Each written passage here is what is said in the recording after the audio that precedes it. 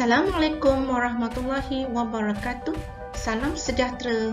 Selamat petang kepada semua murid-murid, para penonton, guru-guru dan ibu bapa sekalian.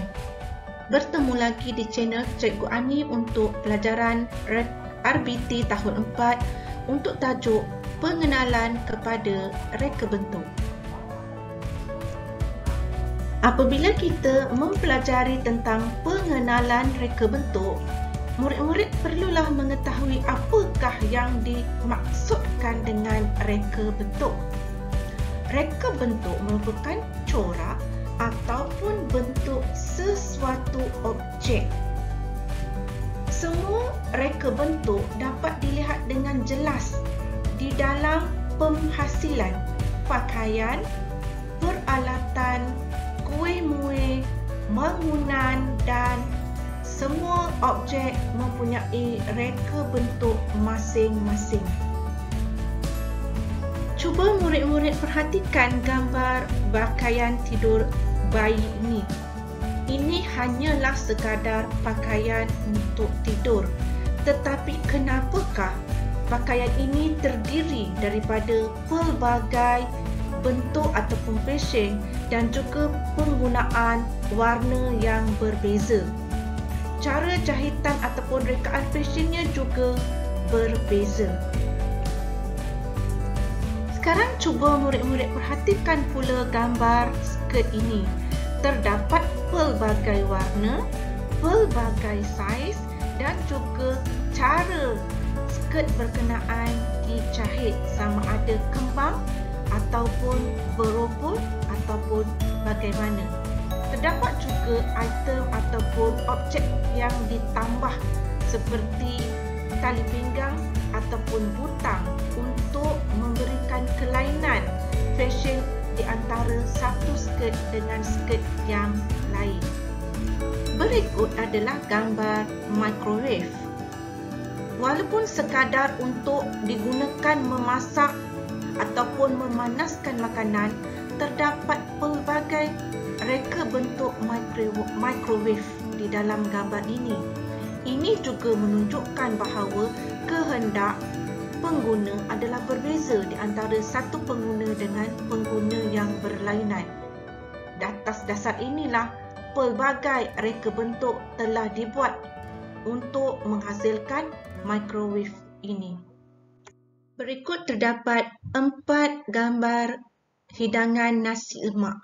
Walaupun menu yang sama nasi lemak, tetapi murid-murid boleh dapati, boleh melihat bagaimana setiap satu nasi lemak itu dihidangkan.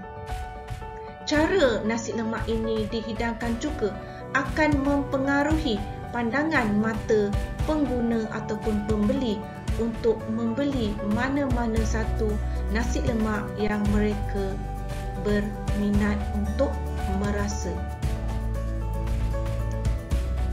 Kita mungkin tertanya-tanya, perlu atau pentingkah reka bentuk ini?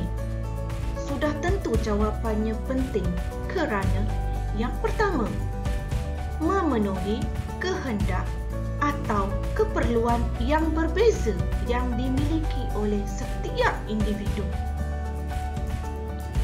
Yang kedua, reka bentuk ini akan membantu memudahkan urusan seharian kerja-kerja manusia.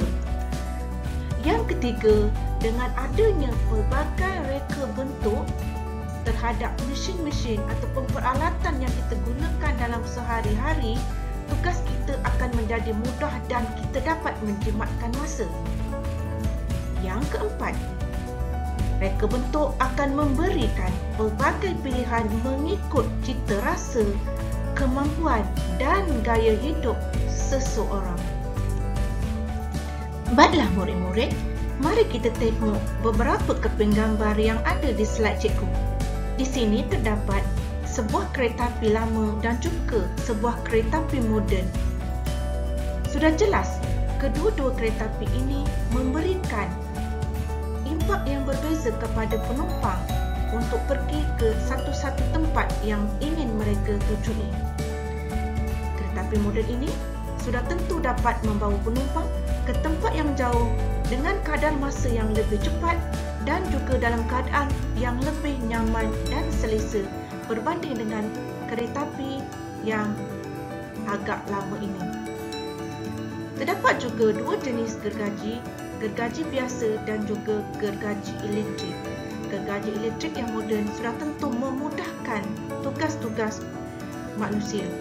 Terdapat juga batu tumbuk dan juga mesin pengisar.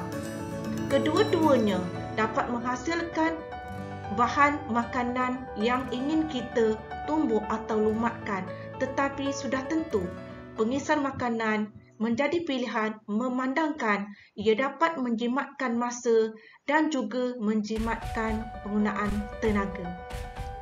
Akhir sekali, hari ini cikgu ingin membincangkan tentang apresiasi reka bentuk. Apresiasi reka bentuk merupakan penghargaan terhadap reka bentuk yang telah dihasilkan terhadap reka bentuk objek-objek yang kita gunakan dalam kehidupan kita sehari-hari. Jadi dalam kehidupan seharian kita, apresiasi reka bentuk boleh dilihat apabila kita tahu bagaimana kita menghayati ataupun menghargai sesuatu reka bentuk yang ada di sekeliling kita, walaupun reka bentuk sebuah botol minuman. Jadi reka bentuk ini perlulah dihargai sebagai satu reka bentuk yang dapat menggunakan menyenangkan pengguna ataupun lebih kita kata mesra pengguna dan mempunyai nilai-nilai tertentu. Contoh yang kita boleh perkatakan di sini ialah dalam mereka bentuk sebuah botol minuman. Maka bagaimana muncul botol minuman itu direka?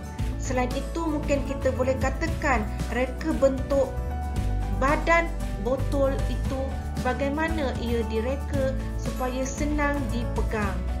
Seterusnya, bagaimana saiz botol berkenaan mudah ataupun mesra pengguna untuk dibawa oleh murid-murid contohnya ke sekolah masing-masing.